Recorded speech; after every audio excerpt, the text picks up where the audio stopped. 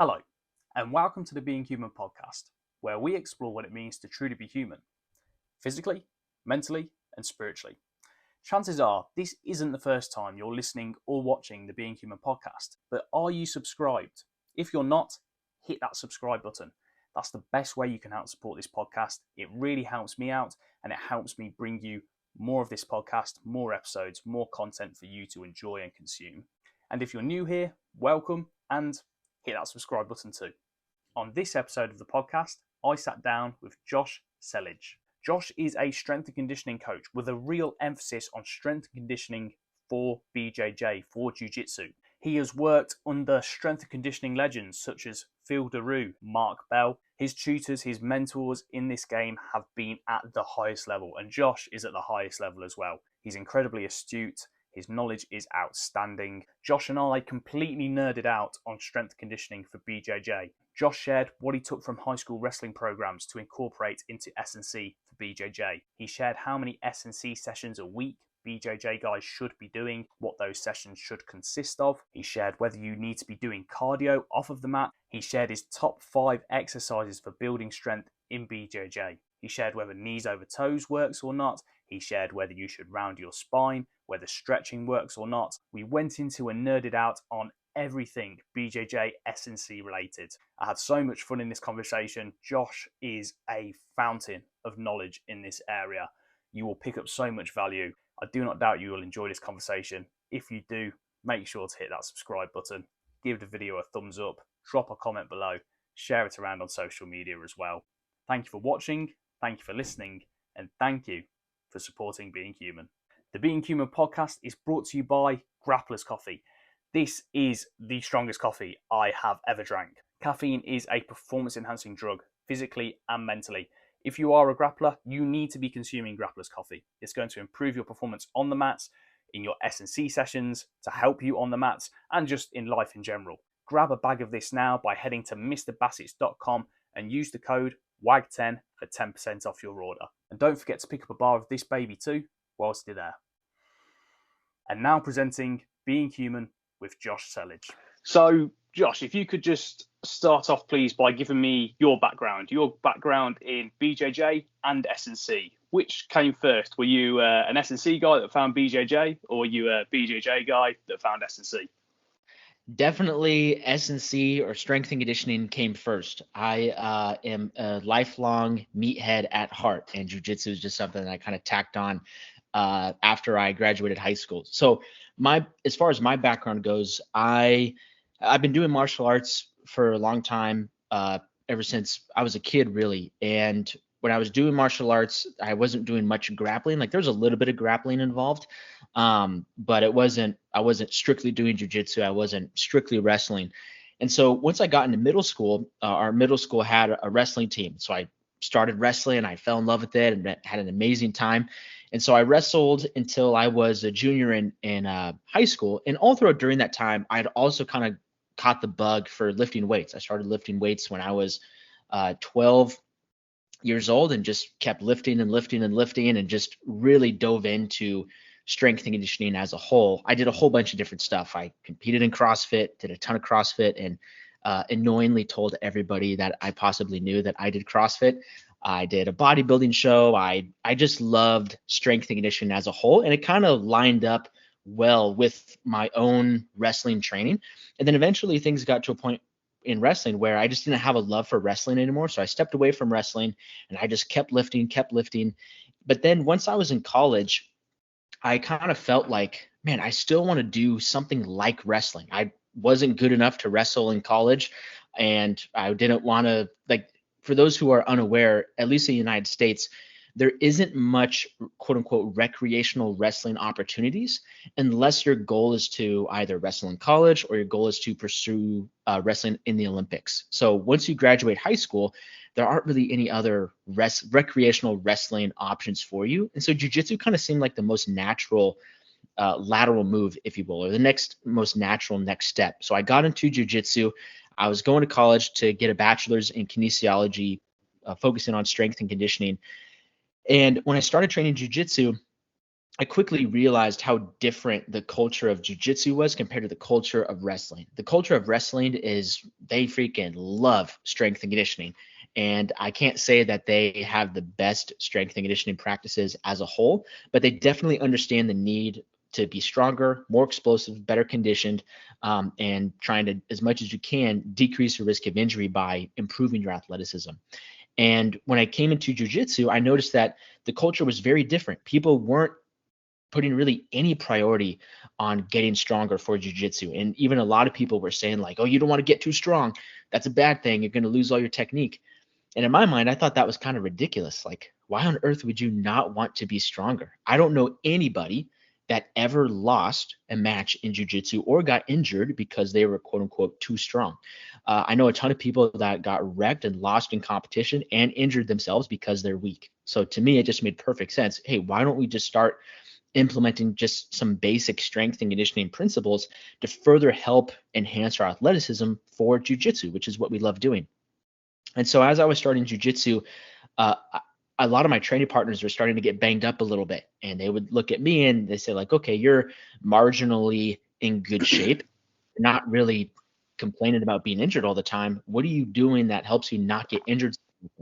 And so I would just answer, like after class, just sit on the side of the mat and answer their questions and just let them know, like, yeah, I lift 3-4 times a week. I do jujitsu on the other days. I do compound movements. I'd mix a little bit of bodybuilding in there. I do some athletic explosive stuff. Like, just to me, it seemed like it made perfect sense to me, but for them, it was pretty eye opening.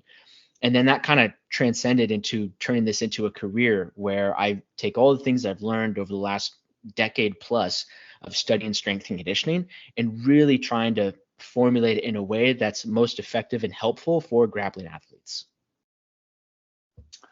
Yeah, I mean, I think we're at the point now where jiu-jitsu is becoming established enough and it's really growing as a sport where people, they're not just people who do jiu-jitsu anymore. They're looking at themselves as athletes. People are taking competition more seriously. It's becoming much more established as becoming a hierarchy to the sport. So with that, people are taking their nutrition, strength conditioning more seriously. But I mean, just rewind even just 3 to 5 years ago, and it was very different. You just had a lot of kind of gangly guys, doing their rubber guards, that kind of thing. Obviously, that's a bit of an exaggeration, but compared to like wrestling and MMA, the strength conditioning just wasn't there. Yeah. Going back to wrestling, obviously you said they take their strength conditioning very seriously, which you can see. You see videos of kids in, on their, what I imagine would be like their middle school wrestling teams doing like backflips, handstands, squatting, deadlifting. What, obviously it's quite a general question, but what are the strength conditioning programs like in wrestling? What do they really emphasize? And what, if anything, have you taken from those wrestling S&C programs to really put into your BJJ S&C programs? It really depends on the wrestling program, the culture of the wrestling program, because a lot of wrestling programs are very, very old school in their approach, and they will say like, hey, Dan Gable did it this way, Alexander Karelin did it this way, we're going to do it this way. And it may just, the training, this on the strength and conditioning side, the training for wrestling doesn't always have a very good rhyme or reason. And when I was wrestling in high school, I thankfully had one wrestling coach that was also a CrossFit coach. And so I'm not saying that CrossFit is like the gold standard of strength and conditioning for grappling, but CrossFit at least has a little bit more structure than just sending a bunch of teenage boys to the weight room and just say, I want you to do 100 reps of every exercise and push yourself and be mentally tough. We're doing this to make you tougher. CrossFit actually has like a rhyme and reason and a little bit of a methodology to help kind of progress or it gradually improve athleticism. So it all depends on what wrestling program you're a part of. And when I actually ended up going back to the high school that I was a student at and came back as a wrestling coach, and the head coach had told me when I started running the strength and conditioning, he said, I don't want them doing any squats because I don't want their legs to get big and make them slow. And I was like, okay, all right, dog. And the first workout I had him do, of course, I made him squat, and their legs got crazy strong and they got crazy fast and crazy powerful. So that's just a small insight on kind of where sometimes the culture of different wrestling programs could kind of veer off track and get away from sound strength and conditioning principles and lean more on the side of just being traditional and doing things the way they did it back in the 70s and 80s because it worked for them. Obviously, it's going to work for us. And so I'd say one similarity between wrestling strength and conditioning, kind of the worst parts of wrestling strength and conditioning, I should say, and the worst parts about jiu-jitsu strength and conditioning is that neither one has a very good plan. Like periodization and planning out training cycles and being very intentional about the specific athletic qualities that you're trying to develop. Those things are often missing from some of the poor jiu-jitsu strength programs that are out there, and on the other end of the spectrum, the poor wrestling strength and conditioning programs that are out there. So some things for me that I've taken from wrestling is definitely just the aspect of hard work and the aspect of being able to push yourself even when you're tired, and organizing training and practices in a way that are trying to find ways to make you as exhausted and as tired as possible, and then try to get you to perform well under fatigue. So, for example, like, I'm not saying that this is on paper like a great training approach, but this is just an example of something we would do. We would do like a set of 50 burpees in the wrestling room, get crazy tired, and then put 2 guys in the middle, and first one to get a takedown wins. And then do 50 more burpees, 2 more guys in the middle, first one to get a takedown wins. So you're building up all this fatigue, and then you have to wrestle in this extremely fatigued state. And so some of that stuff, I think in practice maybe isn't amazing, but the heart behind it, I think, can be beneficial, and is something I've used for, helping jiu-jitsu athletes prep for competition, where we may do some things where we're going to pre-fatigue them a little bit and then try to have them work on their skills or implement some of the more technical sides of jiu-jitsu while they're still under fatigue. Yeah, I think obviously you don't want your mental toughness and your endurance to be a complete substitute for your technical ability. But I think when you get 2 people that are really closely matched, similar athleticism, similar build, similar technique level, I think 99% of the time it comes down to that endurance and that mental grit as well, both the mental and physical endurance, that who wants it more, who can perform when they're fatigued, rather than just thinking, oh God, like my adrenaline's going through the roof, I feel really tired, I don't know what to do. That person that can find that calm in the chaos. So I think that's a really important part, and that's something that I always emphasize with the grappling athletes, any athlete that I work with my strength conditioning work. Get them tired. You got to push people through hard cardio, not just for the physical aspects, but for the mental as well. Going back to the strength side of things, though, let's start going into the detail. What do most BJJ athletes get wrong when they're trying to get stronger? A couple things. Well, actually more than a couple things. There's a lot of things that I think the jiu-jitsu industry as a whole tends to get wrong fairly often when it comes to strength and conditioning. So before we get into all the things that jiu-jitsu athletes are doing wrong, let's first kind of just briefly discuss like the whole point of getting stronger for any sport. The main benefit of going to the gym and strength training is to improve your capacity and your preparedness for whatever sport that you're doing. So say, for example, you are going to be, we'll just use a jiu-jitsu athlete, for example.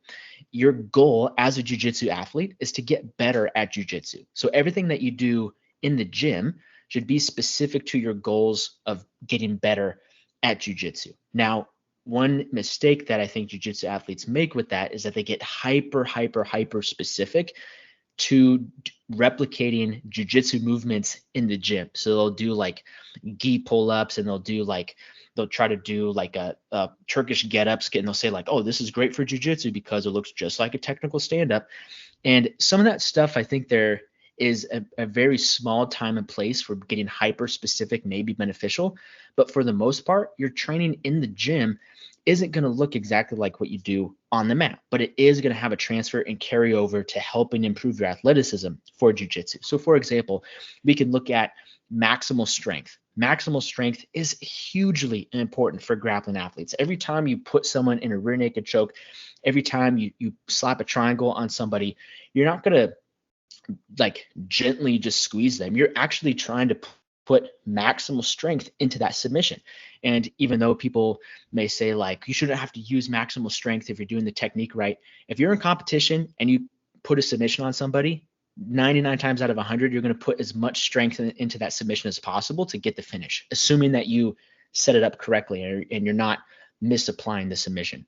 So doing things in the gym that are going to help you increase your maximal strength can be amazing for jiu-jitsu. Now, when it comes to increasing maximal strength, that means that you're going to have to lift weights that are pretty close to failure. Now, I'm not saying that you should train to failure all the time, and we can even break down the nuances of training to failure a little bit later, but you're going to have to train hard. You're going to have to lift heavy. That may not mean that you put 900 pounds on your back and try to squat, but you are going to have to lift heavy.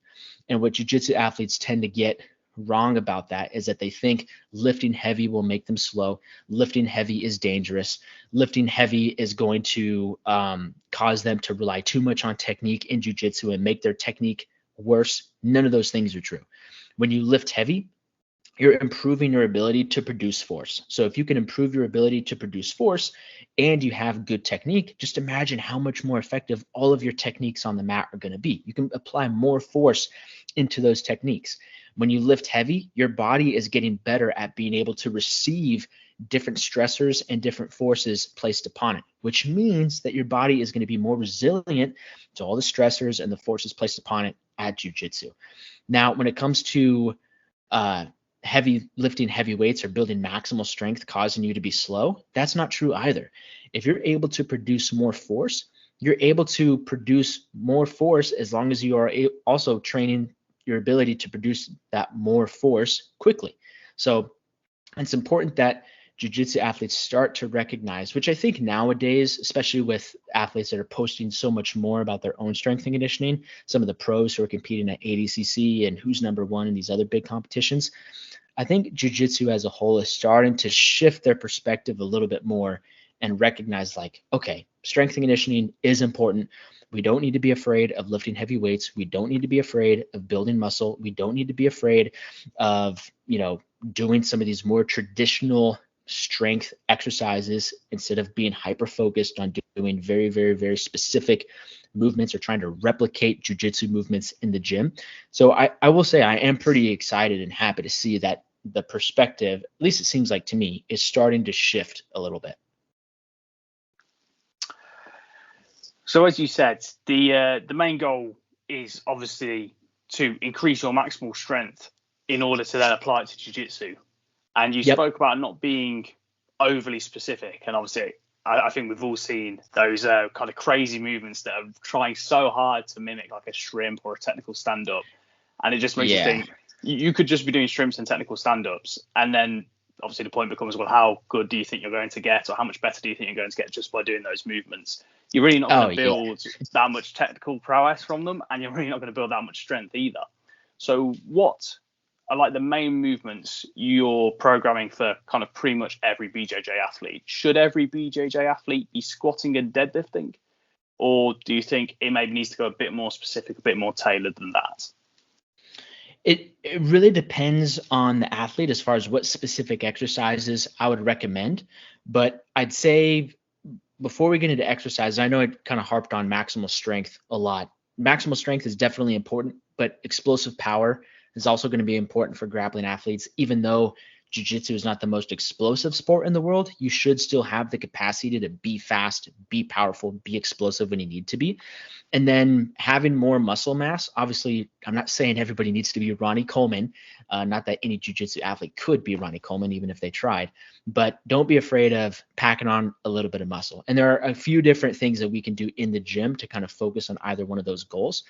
And as far as when it comes to movements, whether we're focusing on building maximal strength, whether we're focusing on building explosive power, or whether we're looking to build muscle, the main movements that I usually prescribe for jiu-jitsu athletes are going to be basic movements that every able-bodied human should be able to do. So every able-bodied human should be able to squat. So squat down, get your hips as low as they can beneath your knees, ass to grass style.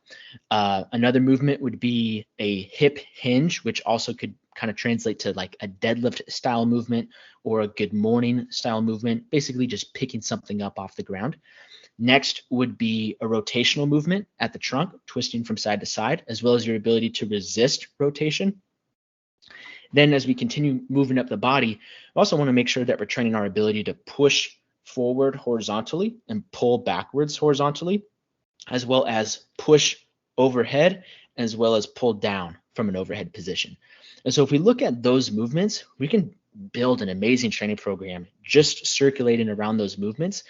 And as long as you have the movements down, you can plug and play any exercise that works best for you. So when we talk about the first exercise, the squat, there are some athletes where they can put a bar on their back and they can squat with great form.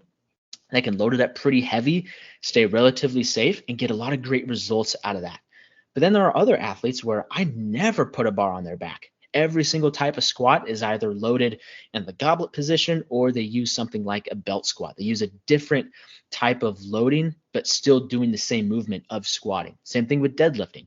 Just because it's a hip hinge movement doesn't mean that you need to do a deadlift with a straight bar. You could do a trap bar deadlift. You can do a kettlebell deadlift. You could pick up sandbags off the floor and kind of replicate that hip hinge movement in something like that. So I don't necessarily think that there are quote unquote exercises that every jiu-jitsu athlete should do, but there are movements that I think every jiu-jitsu athlete should do. One of them I just thought of that I forgot about was lunging, or unilateral lower body movements are huge. So lunging forwards and backwards, lunging side to side, that's also an important movement for grapplers. You've got Gordon Ryan, obviously, greatest nogi grappler of all time. What you talked about there was a real emphasis on the big compound movements. Gordon infamously doesn't really do a whole lot of that, to my knowledge. He's a lot more focused on the smaller isolation exercises. So he'll do a lot of high reps of bicep curls, tricep extensions, uses a lot of cables, machines, very traditional bodybuilding style, almost kind of like an Arnold Schwarzenegger bodybuilding as well, because it's not really as heavyweight as possible. It's focused a lot more on the high reps. What do you think about his strength conditioning? Do you think that is something that will work for a lot of people? Or do you think that's maybe not even the optimal way for him to train, but it's just kind of worked out for him? I think his approach to training, from what I've seen, I don't know him personally, I think it's freaking awesome. Like doing single joint isolation exercises is amazing for building muscle. It's amazing for building up any weak points in your, not just physique from a bodybuilding perspective, but just weak points in your athleticism. So if you have really weak hamstrings, isolating the hamstrings and doing something like a leg curl is amazing. If you have weak biceps, isolating the biceps and doing something like a dumbbell curl is amazing. So I wouldn't say that there are like camps that any person should stay in and not kind of take from the other camp. You should definitely do compound movements: squat, hip hinge, lunge, rotation, anti-rotation to a certain extent, pushing and pulling horizontally, pushing and pulling vertically. Every single grappling athlete could benefit from doing those types of movements. How much of those types of movements you do and how heavy you go on those types of movements is going to depend on your training goals and just where you're starting out at as an athlete. But then there's also a great reason to throw in isolation movements. So say for a workout, I don't know how Gordon Ryan structures his workouts. Seems like he does a few compound movements in there. I've seen him do a lot of bench press, a lot of bent over rows, things like that. But then he really goes hard on the accessory exercises, which are some of the more traditional single joint exercises. And he gets a crazy pump doing things to isolate the biceps, doing things to isolate the shoulders, doing things to isolate the calves and the hamstrings. All that whole training approach has obviously worked very well for him. So I'm not going to stand here and say like it could be better because I know what's best for him. I don't know what's best for him. But I think there's a lot of stuff that he's doing that can be taken and used by other grappling athletes. I think it's just also important to look at, like, he's the best in the world for a reason. And just because these are the things that he's doing right now doesn't mean that these are the things that everybody else should be doing right now. A classic example would be if you look at a sport like, say, Olympic weightlifting. There's an Olympic weightlifter. He is a legend. in Olympic weightlifting. His name is Dmitry Klokov, and he has some of the craziest training videos in the world. He will do like these paused snatches with tons and tons of weight, and then like go into an overhead squat and then do like power snatch. Like he does all these crazy complexes and crazy exercises. And people will look at that on Instagram and see, oh, Dmitry Klokov is one of the strongest weightlifters in the world. This is what he's doing right now. That's what I need to do right now.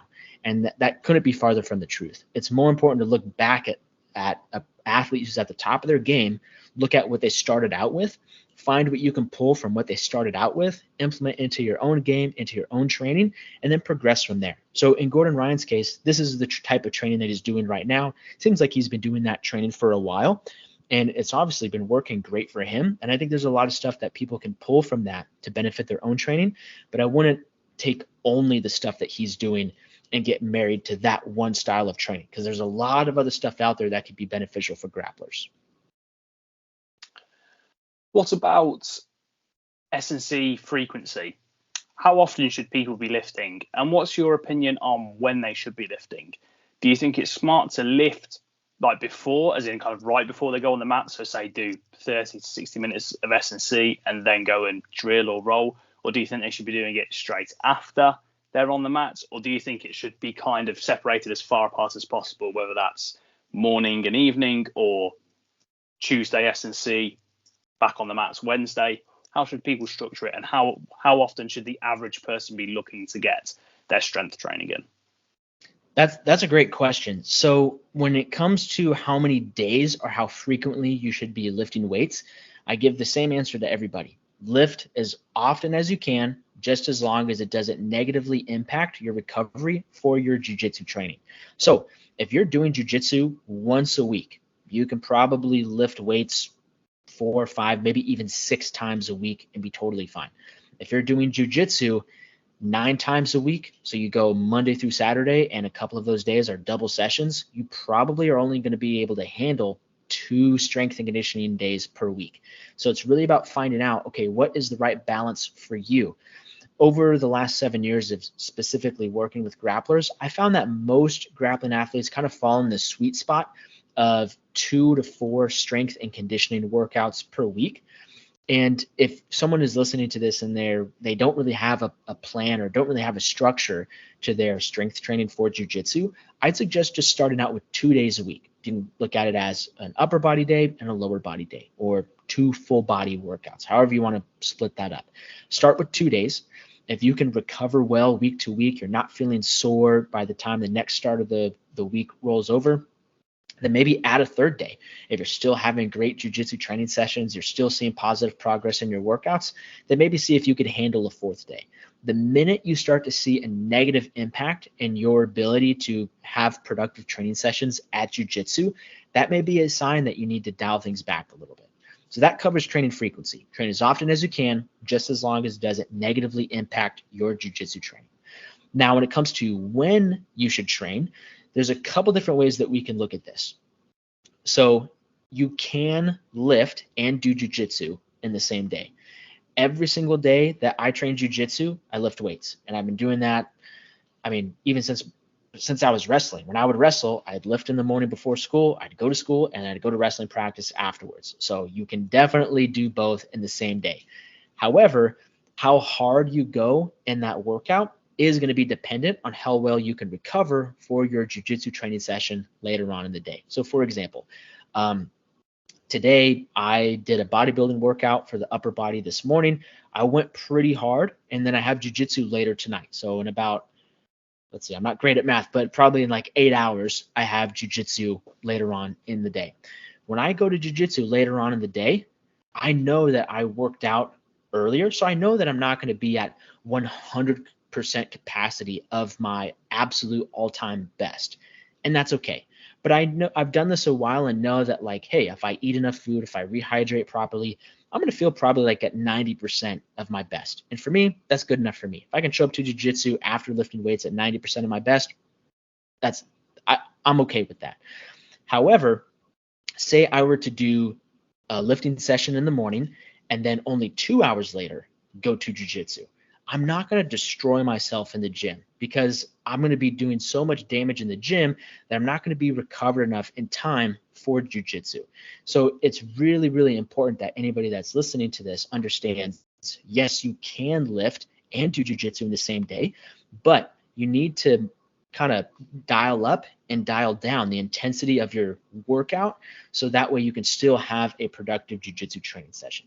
Now, there are going to be some people where their schedules just don't allow them to do 2 60-minute bouts of physical activity per day. Like, you got a job, you got kids, maybe you're a college student in school, and you're saying like, Coach Jay, I would love to train, both lifting and jiu-jitsu most days of the week, but I just don't got time for that right now. And that is totally okay. What I would suggest is if you are going to alternate between a day of lifting and a day of jiu-jitsu, a day of lifting and a day of jiu-jitsu, really be careful with what days you're choosing to make those your high stimulus days or your high intensity lifting or high intensity jiu-jitsu days. Because say you go to jiu-jitsu 3 times a week and say you lift weights 3 times a week. And so Monday, Wednesday, Friday, you go to jiu-jitsu. Tuesday, Thursday, Saturday, you lift weights. If every single jiu-jitsu session is balls to the wall, crazy intense, and every single workout is balls to the wall, crazy intense, you're going to crush it on Monday at your first jiu-jitsu session. Then you're going to crush it on Tuesday for your first workout. Wednesday, you might be feeling like, I'm a little banged up, but I can push myself today. I'm going to dig deep. I'm going to go hard in the paint. So you roll really hard on Wednesday. By Thursday, you're really going to be feeling it. And you may have a hard time actually getting a productive workout in because you've built up so much fatigue from those first 3 high intensity days. And then if you survive and make it to Friday, good luck having a good jiu-jitsu session on Friday because you've done 4 crazy high intensity jiu-jitsu sessions at the start of the week. It's going to be hard to have any gas left in the tank to have a really good training session on Friday.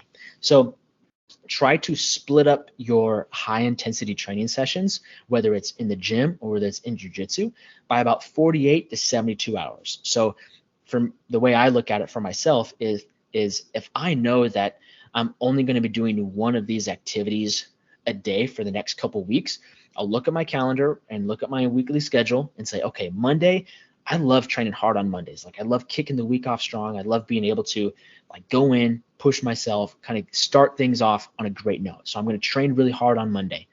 Tuesday, I'm going to the gym, but I am going to dial it back a little bit. I'm not going to lift as heavy as I possibly can. I'm not going to do as many sets as possible. I am going to intentionally dial it back a little bit. That way, when I go to jiu-jitsu on a Wednesday, I'm a little bit better recovered and can still get in a great training session on a Wednesday. On Wednesday, I'll still train hard, but I'm not going to annihilate myself because on Thursday, I have another workout, and Thursday is the day that I really want to push myself in my workout. So I freaking crush it on Thursday with a really hard workout. And then Friday, I dial it back at jiu-jitsu again. I'm not necessarily like taking the day off and being lazy and doing nothing, but I am going to dial the intensity back a little bit to give myself a little bit more room for recovery as I move through the week. Yeah, I think programming is key, and that's something that a lot of people, especially when you're kind of just getting into a sport or if you're a young athlete and you have the ability to just go balls to the wall, you've got all the enthusiasm, you've got that new, fresh, young energy. You just go as hard as you can, as much as possible. But something I've discovered really in the past couple of years is basically what you've just outlined, which is the high and low central nervous system tax method. And it's all about, you can't have a high central nervous system tax every day. Like you said, you've got to split those up over the week. And people, I think, start off with a mindset, oh, I'm either training hard, otherwise there's no point in training. And that couldn't be further from the truth. So you can, lift really hard, have a big leg session, like squat, deadlift, or even have like a big compound upper body session. That's going to be a high central nervous system tax. You have a wrestling practice, like even in the context of BJJ, you have a takedown session. That's going to be a high central nervous system tax, especially if you're actually doing live practice. But then, flip that around. If you have a workout in the gym where you're doing lots more isolation exercises, say like Gordon does, that's going to be a much lower central nervous system tax than big squats, big deadlifts. And if you go to your jiu-jitsu training and you're just kind of doing light drills, from half guard on the ground. Everything's ground based, much less taxing movements. If you roll, maybe you're only flow rolling. You've still got so much out of that day, and the tax on your central nervous system is way lower. So programming is key, and I think one of the biggest revelations for me over the years has been, just because you don't leave a training session feeling fucked, it doesn't mean that it wasn't an effective training session. Oftentimes it can actually be the opposite. Sometimes it's more about stimulating, and even recovering. So much of jiu-jitsu as well is technical. It's not all about just going as hard as you can and getting that physical pump, getting those max strength gains, that mental grit. It's okay to have easy sessions. They're going to benefit you in the long run. Absolutely.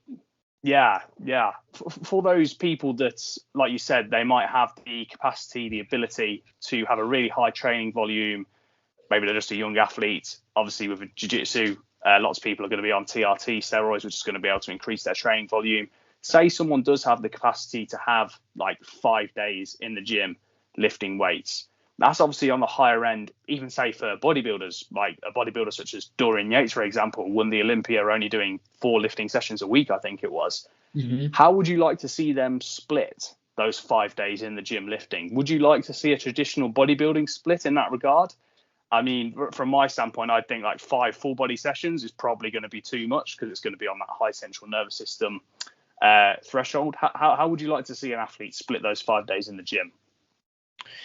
It depends on what their training goal is. I think one thing I will say is I'm a huge fan of using not bodybuilding splits. I do like bodybuilding, that's for sure, but I'm a huge fan of using full body splits and just emphasizing one type of athleticism, one type of strength, or one region of the body for those workouts. So if I had 5 training days a week with an athlete, I may have them do quote unquote technically a full body session every single one of those days, but they're not going to max out their squat and max out their overhead press in the same session. But they may do a max effort squat workout where we have them work up to like a 3 rep max on a box squat, maybe do some heavy walk-in lunges.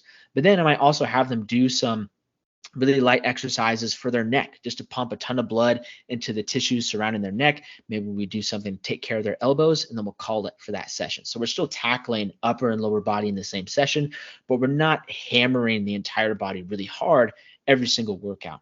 So I'll kind of give my own training split as an example. So I currently do strength and conditioning 6 days a week, and I train jiu-jitsu 4 days a week. And so the way I split things up is I run a condensed conjugate split for the first 3 training days. The condensed conjugate split is something I picked up from my good friend and mentor, Phil Daru, and it plays on the original system, which was developed by the strength and conditioning coaches from the Soviet Union, then was popularized in the United States by Louis Simmons. And that training approach really focuses on using 3 main methods to improve athleticism for sports, or just for powerlifting. You could even use it for bodybuilding. So the first method is going to be the max effort method. This is where we're focusing on developing maximal strength, improving our ability to produce as much force as possible against the greatest resistance possible. Now, the second method is going to be the dynamic effort method. This is really all about being fast, explosive, and powerful. And most workouts, or most the structure of a dynamic effort training session is going to be focused on using a sub-maximal weight. So you're not maxing out and necessarily going heavy, but you are going to do these movements and these exercises as fast and as powerfully as you possibly can. So instead of doing like a 1 rep max bench press, where you're just straining and your eyeballs are popping out of your head, if you were to do a dynamic effort focused bench press session, it would look almost like you're throwing a punch. Like hopefully I didn't shake the mic there too much when I was doing that, but you're going as fast and as explosively as you possibly can with much lighter weights. Then the third method is going to be the repetition effort method. This method, there's a lot of different ways that you could play around with this, but the main goals of this are to use sub-maximal weights. So again, you're not maxing out, but you are going to do a lot of sets and a lot of reps. And the goal is to focus on either building muscle, building up weak points. So if you have it's sometimes cringy to use the term a muscle imbalance, but say you have really weak hamstrings, that would be a weak point. You could use the repetition effort method to specifically build up your hamstrings. Now, you could also use the repetition effort method to build up your base level of physical preparedness, which is kind of like to say your base level of fitness for jujitsu, or if you're a football player, your base level of fitness for football. So when it comes to how I structure training across the week for myself, day one is going to be a max effort lower body session. So we're doing a really heavy squat movement or a really heavy hip hinge movement. Now we're also going to be mixing in some unilateral work, either doing Cossack squats going side to side, or maybe doing some sort of heavy lunge or unilateral squat movement. And then we'll also do some accessory exercises for the lower body. So calf raises, hamstring curls, Copenhagen planks, back extensions, reverse hypers, maybe some specific glute exercises. We'll really make sure that we hit the lower body heavy, do some unilateral work, or just hitting something that we didn't necessarily address in the max effort main movement, and then getting a crazy pump at the end of the session. Day two, we'll repeat that, but for the upper body. So we'll do some sort of heavy pressing movement, either horizontally or vertically. And then we're going to follow that up with a secondary exercise, which could be like a unilateral row of some sort of pull down. Sometimes we'll even superset a press and a pull together. So we may do like a one-arm dumbbell row and a one-arm landmine press, just going back and forth. Those will kind of be the bulk of our compound movements for that session. And then we'll just focus on getting jacked. So we'll do something for the biceps, something for our neck and our traps, something for the triceps. Sometimes we'll mix in some grip work in there as well. Now, day three is a day where I try not to be in the gym, and I just try to work on conditioning. So I might go out for a run, maybe do some running intervals, and really I don't have a whole lot of structure for that outside of like I want to get 30 to 45 minutes of low intensity physical activity, kind of your more traditional zone 2 type of work. Now, day four, we're going back into the gym. This day is going to be all about being as fast and as explosive as possible, and we're going to do a full body session. So we're going to do some sort of fast and explosive lower body movement, some fast and explosive upper body movement. This could be various types of jumps or bounds.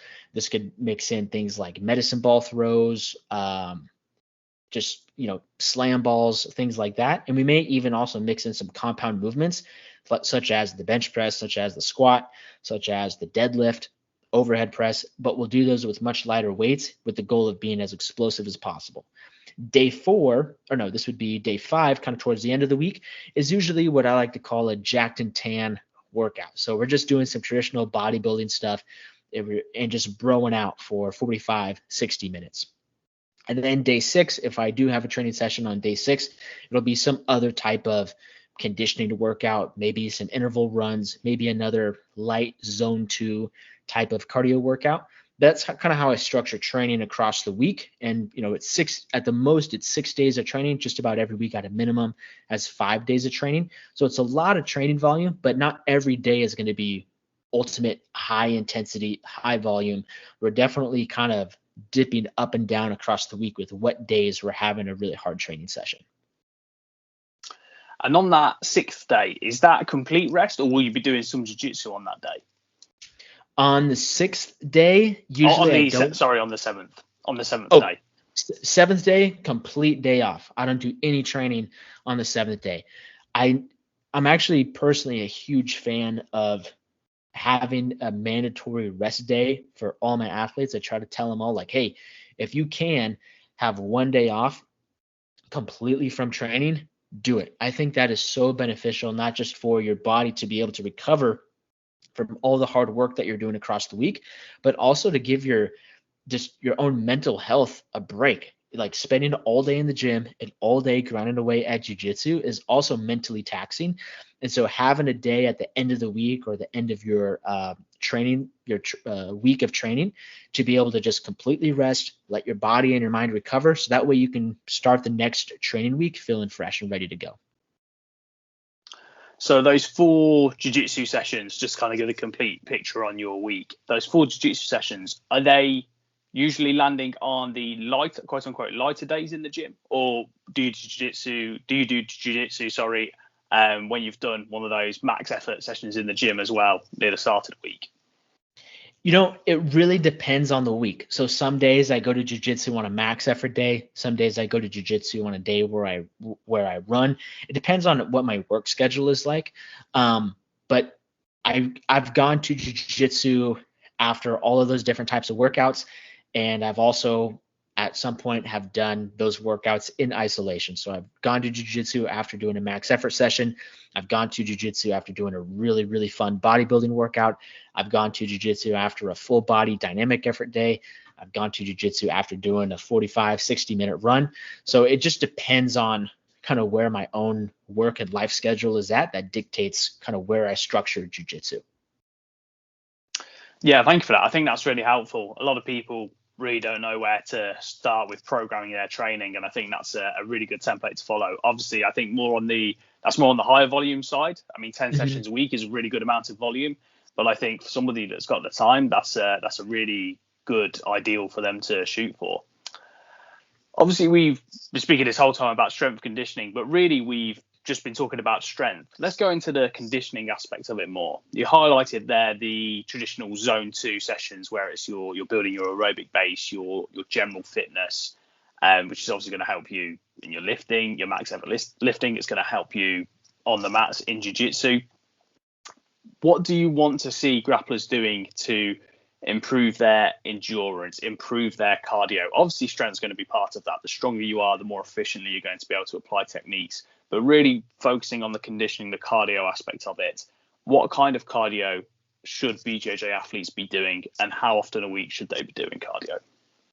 That's a great question, and there are so many different ways that we can take this. And so really it depends on how much jiu-jitsu someone is doing per week, and that's going to dictate how much extra conditioning they should add in per week. So before the current training split that I was doing, I used to train jiu-jitsu 5-6 times a week, and I was only in the gym just doing strength and explosive power work or bodybuilding work 3 days a week. And I wasn't doing any extra conditioning.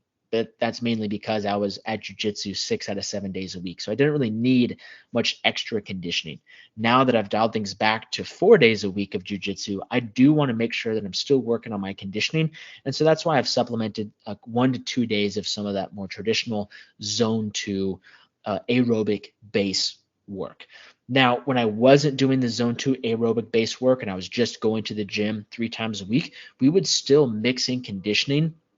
I say we, the group of guys that I was training with at the time, we would still mix in conditioning, but it would be at the end of the strength workout, and then they'd be really hard, really fast sprint intervals on a Concept 2 rower or one of those fan bikes where you can pedal and move your arms at the same time. So if someone is doing 4 or more jiu-jitsu sessions per week and they are not a competitor, like they're just a hobbyist, you probably don't need that much extra grappling training. I'm assuming that you're not taking rounds off at jiu-jitsu. I'm assuming that you've been doing jiu-jitsu long enough to like not feel completely exhausted and gassed out every single time you roll.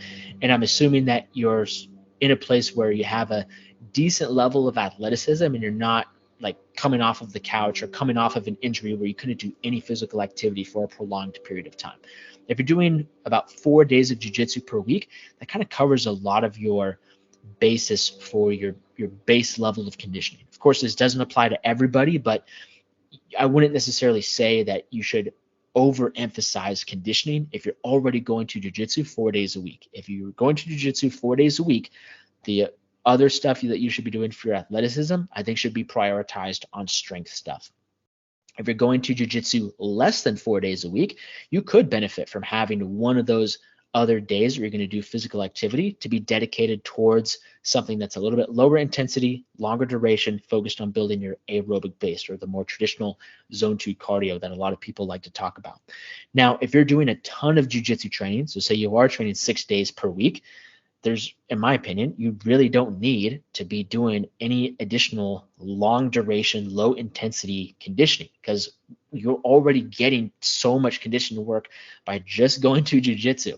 What you do need to work on is working the energy systems that you're not always getting exposed to while training jiu-jitsu. So if say you're going to do a 90-minute jiu-jitsu session 6 days per week, you're getting that's a long time. You're building up a lot of duration of physical activity. What you're not getting is some of the higher intensity parts of conditioning that are still important to develop for jiu-jitsu athletes. So I'm talking like your 10 to 15 second high intensity sprint intervals where you're going as hard as you possibly can for 10 to 15 seconds, and then giving yourself a proper rest, like a minute, sometimes even 2 minutes, get a complete recovery, and then hitting it again. So if you're doing a ton of jiu-jitsu, you may need to supplement a little bit more on the high intensity, short duration sprint intervals with some of your workouts in the gym. If you're not doing much jiu-jitsu, you may need to supplement a little bit more with some lower intensity, longer duration forms of conditioning. There isn't really a prescription that is going to apply best for everybody that I can give. So you do have to kind of assess where you're at yourself and recognize, hey, I'm in a season right now where I'm super busy with work. I can only make it to jiu-jitsu once, maybe twice a week.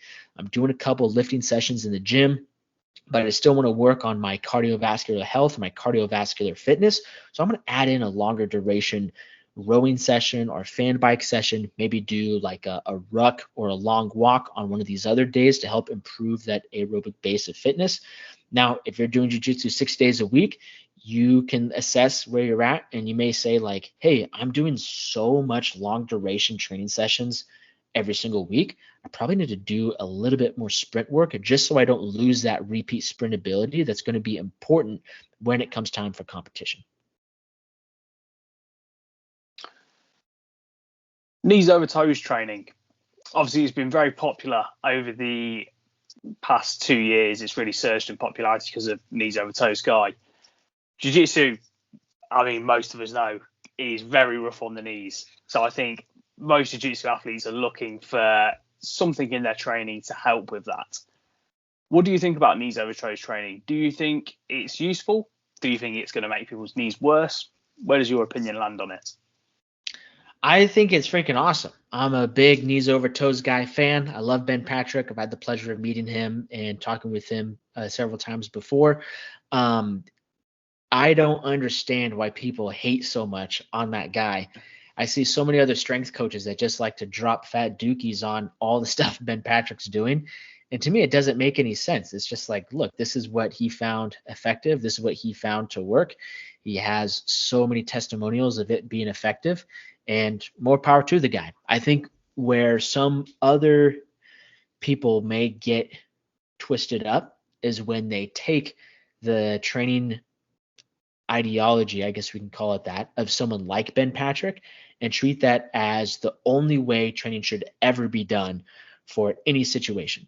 And I think it's a lot of times the hate that I've seen Ben Patrick get is because people that have subscribed to his style of training are making claims that are just a little too egregious for what some of the stuff is actually doing. So, for example, like when people make content about tib raises or the tibialis raise and say this will bulletproof your knees, never get injured again if you do a tibialis raise. I'm pretty sure if someone put that guy in a heel hook and just ripped his knee apart, there's no amount of tib raises that are going to save that guy's knee. His knee is toast no matter what. But I will say that obviously the tib raise is a great exercise. I think it's freaking awesome. I have several of my athletes do tib raises, especially if they got foot locked or got put in a nasty toe hold and they felt some like crazy pop in their foot as they're building back the strength to get back on the mat. I think the tib raise could be a very effective exercise. So I don't think that there is any one coach or any one training methodology that is going to be perfect across the board and be the ultimate end all be all style of training or style of physical preparation for the sport of jiu-jitsu, or really for any sport. I think what's most important is that people take what is useful and get rid of what's not useful. That's something that Bruce Lee said. I think there's a lot of great stuff that the knees over toes guy and his whole group talk about that could be beneficial for grapplers, such as the importance of training through a large range of motion. That's really important for grappling athletes. Deep ass-to-grass squats are awesome for jiu-jitsu athletes. Doing things to open up and strengthen the hip flexors are awesome. Getting stronger in internal and external rotation of the shoulder is very important for grappling athletes. His exercises are great because they have a very low barrier to entry. They're not that technically difficult. It's not like he's telling everybody to do a barbell snatch and a barbell clean and jerk. Anybody can walk backwards with a sled, kind of foolproof. Anybody can do tib raises, kind of foolproof. And most of the other exercises that are even a little bit more complex than that are not that hard to do and don't have that much of a learning curve. So what's great is that these exercises have a very low barrier to entry, and he provides a lot of good progressions and regressions based on someone's current ability. So I think there's a lot of great stuff that he does. I think that there are some things that when we talk about how knees over toes guy exercises and styles of training are applied to jiu-jitsu, there are some other things that could be thrown in there that would be beneficial. But I have nothing bad to say about the guy. I think what he does is pretty dope. Yeah, I agree. I think it's really important. I think it's great that we hopefully for the most part, gotten rid of the myth that your knees can't go over your toes. Because the thing is, in any sport, jiu-jitsu included, especially in the wrestling aspects of it, your knees are going over your toes and are being required to generate and withstand a lot of force. Me personally, I found some movements more effective than others. I think it's also always going to come down to the person, right? So if somebody's particularly prone to, say, tendonitis in their patella, getting them to do loads of the ATG split squats might just be too much of a strain. Whereas, getting lots of blood flow to the knees via, RDLs or traditional back squats might end up actually strengthening their knees more than that. But I agree. We might have to call the title to this podcast tib raises for BJJ, because I think tib raises are awesome. I really do. I think, like you said, there's such a low barrier for entry, getting a great pump using muscles that you struggle to work through other exercises. You're not really getting a tib pump from deadlifting or squatting. So yeah, I agree as well. I think knees over toes training and all that encompasses is very important. People just need to find what works for them. And if an exercise is particularly burdensome for them alongside their other training, then start from the bottom and work your way up. Yeah. In the same vein, because really what knees over toes training is training your body to be strong in more vulnerable positions. Mm-hmm. You mentioned Karelin near the start of the conversation, and we've all seen those crazy videos of Karelin's S&C. And one movement that always sticks in my mind is those deficit Zercher deadlifts, where he's doing deadlifts on top of boxes.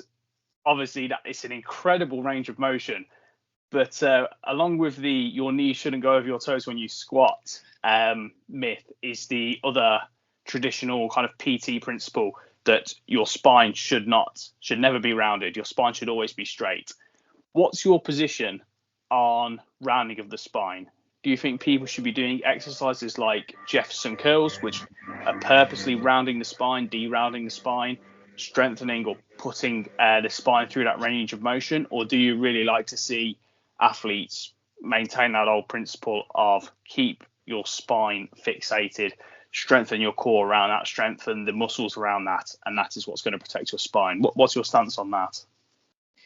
Your spine is designed to move and bend and arch and twist, and so as athletes we should be building capacity to handle those things as best as possible. So when it comes to, I want to word this, I want to tread carefully with how I word this, but when it comes to certain segments of the population and their ability to move, a lot of the population is pretty crap when it comes to their ability to move, especially in their spine. And so they end up hurting themselves a lot when they get into deep spinal flexion or insane spinal extension, mainly because they don't have the capacity to do that well with any sort of intensity or any sort of load. So that's where you have situations where like, oh yeah, my boomer grandpa threw out his back picking up the couch, and that's more reason why you shouldn't round your spine. It's like, you know what? That's actually not probably 100% true. More like your boomer grandpa probably just wasn't prepared to pick up some giant heavy couch with a rounded spine. But if he had prepared for that over the course of 6 weeks, he could probably do that just fine, just like if he was training for any other physical activity. We can look at running as the exact same example, because people will oftentimes go from the couch and they get fired up about running. So they go out and run for 5 miles and they blow their knees apart, they nuke their ankles, and their feet are killing them. And nobody is saying like, you shouldn't run. Running is bad for you, because everybody kind of understands like, yeah, you just went from 0 to 100. No, it's pretty obvious that your knees are going to be pretty inflamed and banged up. It's pretty obvious that your feet and your ankles are going to be sore because you jumped into something that you weren't prepared for. And a lot of times people don't take care of their bodies as well, especially when it comes to how they're able to move their spine. And then they go from 0 to 100, jumping into an activity that puts their spine in some of these flexion-based positions or extension-based positions, and then the risk of injury goes up, and oftentimes they do get injured. That being said, we should improve our ability to maintain a really strong, stiff, rigid spine. If you're going to do the heaviest deadlift you've ever done, it's a really good idea if you brace your spine to, of course, neutral. There's no such thing as like a perfectly neutral spine, but you should try to brace your spine to be as neutral as possible. That being said, you can also bend your spine with lighter loads and specifically train to build strength in those flexed or rounded back or arched back positions. So when it comes to how I coach grappling athletes to do that, I won't necessarily start athletes out with doing the Jefferson curl or doing the Zercher deadlift off the floor right away. I often do just have them do more traditional styled lifts and coach them to have a perfect, as much as they can, a very neutral, rigid, braced spine.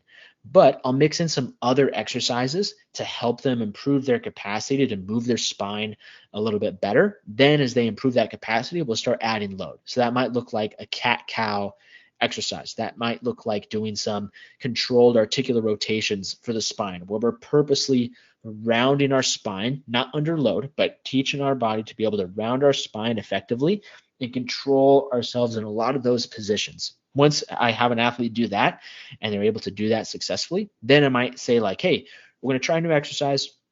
We're going to do what's called the Jefferson curl.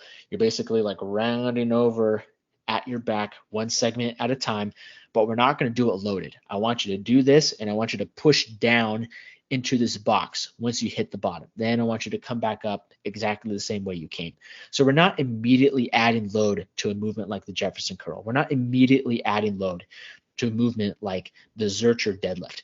And I think it's also important to recognize, as much as people like to hate on Squat University and Stuart McGill for being proponents of maintaining a neutral spine, I think it's important to remember that those guys are working with segments of the population where having a very neutral spine is probably the best approach for that individual. So one example I think of is Stuart McGill worked with a world record holder powerlifter named Brian Carroll. Brian Carroll squats over 1,000 pounds.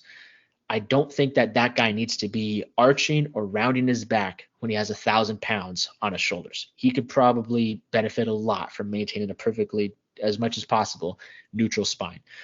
For someone who is doing grappling sports where they're going to be put into deep spinal flexion, whether they like it or not, when someone puts them in a stack pass, yeah, more of their training should be geared towards preparing them to be able to handle those extreme ranges of motion. So I know I'm kind of rambling, and I'll get off my soapbox here. All that being said, our spines are meant to move, and it's important that we can brace our spine when needed. So we should implement both of those things into our training to make sure that we're prepared as best as possible for what we're going to end up doing on the mat.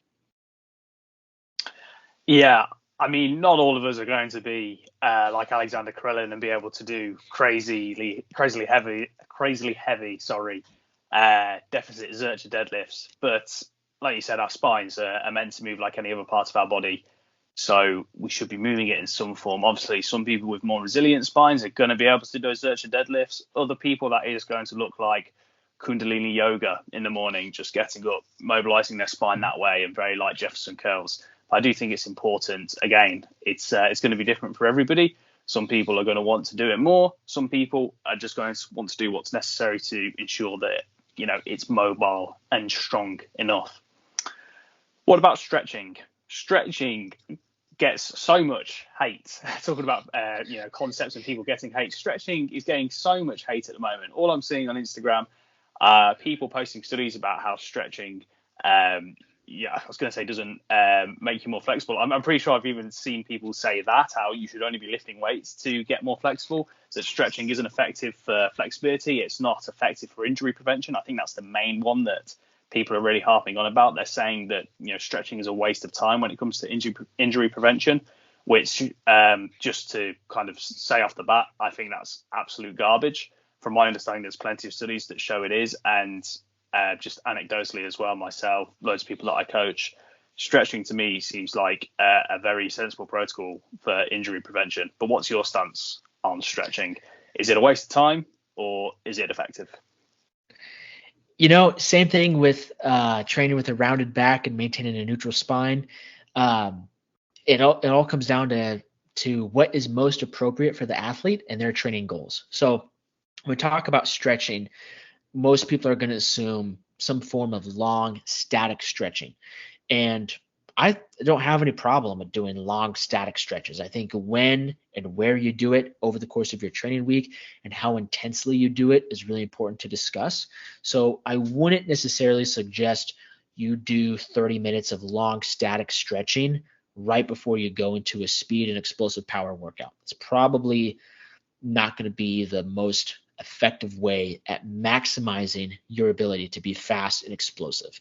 However, doing some mobility work, doing some light stretches before you go into a workout, if that's what helps you feel really good and prepped and ready to go, then great. And honestly, I don't want to say it's more important to feel better, because that can be a little bit of a placebo effect. I know for myself, I used to literally go into every workout and mobilize for an hour before I started my workout. And it was just overkill. Was I really getting my body perfectly primed to do some workout after I stretched and mobilized for an hour? No, I probably could have done it in 15 minutes and gotten the exact same effect from my workout. But mentally, I'd had some pretty serious injuries before, so I was nervous to just kind of jump into a workout without doing my prescribed hour of flexibility work. Now that I've gotten older and I've learned more and I've gotten a little bit more confident, I don't stretch for an hour anymore. It takes me like 10, 15 minutes to warm up and then I hit my workout. So if you feel like you feel better going into a workout after doing a little bit of static stretching, I'm not going to say that you should stop doing that. And I'm not going to tell you it's a waste of time. I will say this though. I'm not going to claim that static stretching is going to prevent injury. Nothing 100% prevents injury. But there are a lot of things that we can do to decrease your risk of injury. Now, static stretching is great for increasing range of motion in different areas of your body, but you can also increase range of motion in different areas of your body by just lifting through a full range of motion. So gradually doing squats, ass to grass, as low as you can over time, you're going to find that your range of motion gradually increases. Same thing if you were to do like a dip. Maybe you do a dip and you get down to the bottom and your shoulder is still a couple inches above your wrist. And you feel like, man, that's as low as I can go because I'm really, really tight. If you keep repeating that over the course of a couple of weeks, you'll find that your pecs and your shoulders are actually going to get more flexible and you can get deeper into that range of motion. And that's a great thing. At the end of the day or after a jiu-jitsu training session, when you're super sweaty, you're warm from all the training that you're doing, if you want to do a little bit of static stretching as part of a cool down, I think that's great also. So all that to say, I think with a lot of this stuff, whether it's knees over toes guy, static stretching, rounded back, I think a lot of people get caught up in making controversial claims or aggressive claims in support or against a certain style of training or a certain practice of training, really because it's controversial and it gets a lot of views and people engage with that kind of content. And I know I've myself made that content before too. I've made videos about running is the worst thing you could possibly do. Screw Olympic weightlifting. Olympic weightlifting sucks. And in hindsight, it's like, man, I probably should have had a more nuanced approach to that. But I think that's where a lot of this quote unquote hate for stretching comes from, is that stretching isn't the end all be all. And so because it's not the end all be all of flexibility or mobility training, people just want to take fat dumps on it and say it sucks. When does it really suck? Like, well, maybe in some instances it's not the most optimal way to go about things, but there's still value in static stretching. So all that to say, I don't have any issues with static stretching. If you're going to do static stretching, probably don't do a ton of it before your workout. But if you want to do it at the end of a workout or at the end of a jiu-jitsu training session, I think that's great. Yeah, I think humans, we're so tribalistic in how we think about things, and we tend to go into extremes. Most people are either in the camp of knees over toes is the best thing ever, or oh my god, you're just going to destroy your knees. Same with rounding the spine, same with stretching. Our personal experience or a study we've read, usually our personal experience, I think, because that's something that's we're more personally invested in. Whatever that is, whatever kind of side of the line that falls on, we then go right over to the extreme and stick ourselves in that camp. And it's important to realize that the answer to pretty much everything in life is usually it's a balance. It depends on the individual and it's the balance. So Is knees over toes great or bad? Depends who you are, but somewhere in between, I'd tend to say more on the good side. Is rounding the spine? Again, same answer. Is stretching good or bad? Again, it's the same thing. These things really done in the right time by the right individual in the right way are going to be good, but nothing is the magic cure, right? Yep, absolutely. So a bit of a different question now. Who are your favourite BJJ athletes to look to for? I suppose we can go into who are your favourite BJJ athletes anyway, just to watch who are your favourites in terms of style. But as well, I imagine the way you look at it, a lot is to do with their strength and conditioning regimes, what they do in the weight room. Who are your favourite athletes to look at for inspiration? Yeah. So when it comes to just pure entertainment and just like watching athletes compete, I love watching Gordon Ryan compete. I think his level of dominance is just spectacular. And as someone that loves watching people at the highest level do what they do best, I think it's awesome watching Gordon Ryan compete. I don't take much inspiration from his workouts personally. Nothing against his workouts, but I've done like plenty of just what appears to be his training is like 90% just bodybuilding focused. I've done plenty of bodybuilding focused training for one lifetime. So I'm trying to mix in all this other fun stuff for myself personally, but I definitely love to watch him compete. I also love watching Nicholas Marigali compete. My boy Jimmy House is his strength coach, and the stuff that they're doing together is incredible. Jimmy, I don't know what Jimmy's schedule is like, but it'd be cool if you had Jimmy House on the podcast. He has a lot of great information too. So I definitely like watching Nicholas Marigali compete. I also like watching the Rotolo brothers because those guys that's got like endless gas tanks and they just go so freaking hard in the paint. It's really fun to just watch them just push such a high intensity pace on their opponents. And then I also like watching, I feel bad for calling them older grapplers. They're not old, but they've just been in the game for a really long time. So guys like JT Torres, guys like Dante Leon, guys like the name is escaping me right now for some of the other people. But and actually, speaking of Dante Leon has some amazing information on strength and conditioning for grappling sports. He trains at Westside Barbell, which is a resource that I've been using for a very long time. I've read so many books from Louis Simmons and watched so many interviews with that guy and read a ton of blogs on their website, and a lot of the information that I've included into my own strength and conditioning and how I coach athletes came a lot, or at least was heavily inspired by Westside Barbell. and Dante Leon trains over there with Tom Barry, I think is the guy's name. So yeah, those are definitely some of the guys that I enjoy watching most. And then a fun question to finish. 5 exercises that you can only do 5 for the rest of your life. What are they? And I was going to say for BJJ. Let's put that stipulation on. Okay. I suppose you can give me 2 answers. You can give me like your personal 5 regardless, 5 exercises to do for the rest of your life, and 5 for the BJJ athlete to do. Can only do those 5. All right.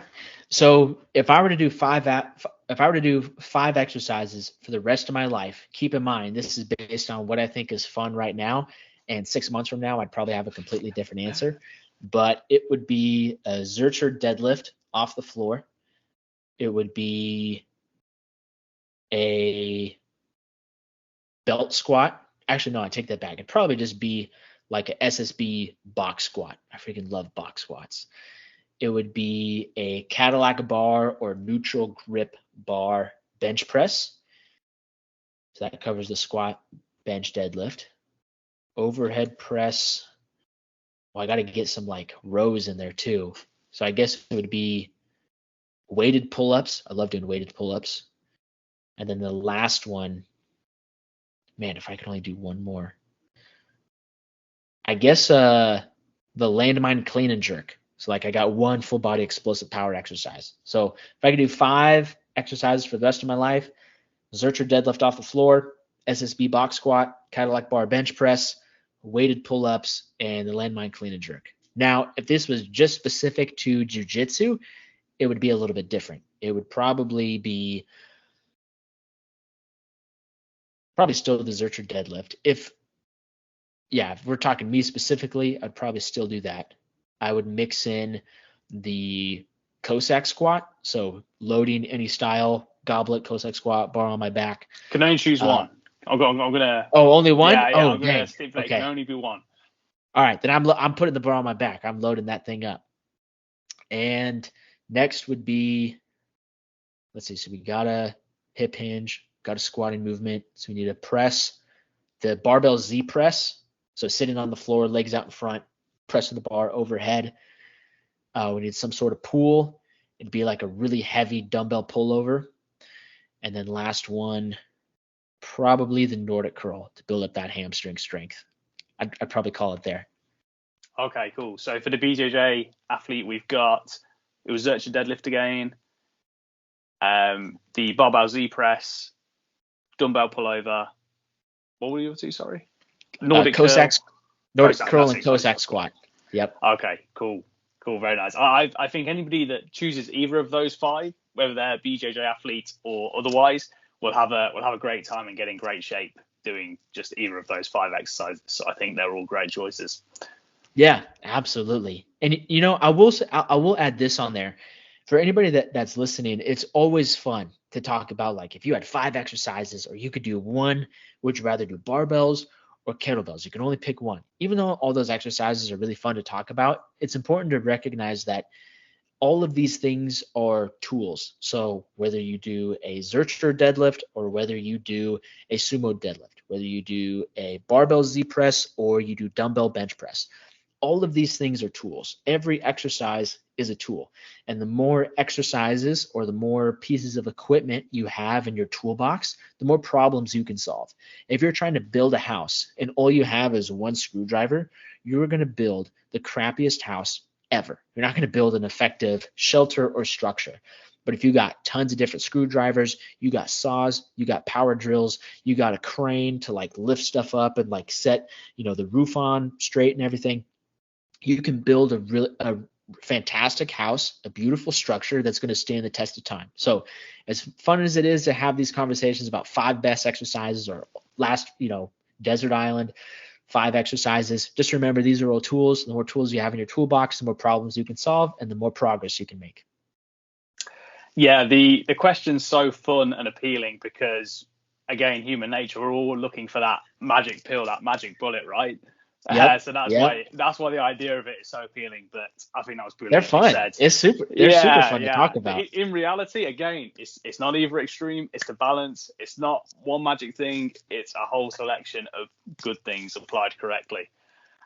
Josh, this was great fun today. To be able to nerd out with somebody that loves S&C and BJJ as much as me was a real pleasure. Where can people go to consume your content and get better at their S&C for BJJ?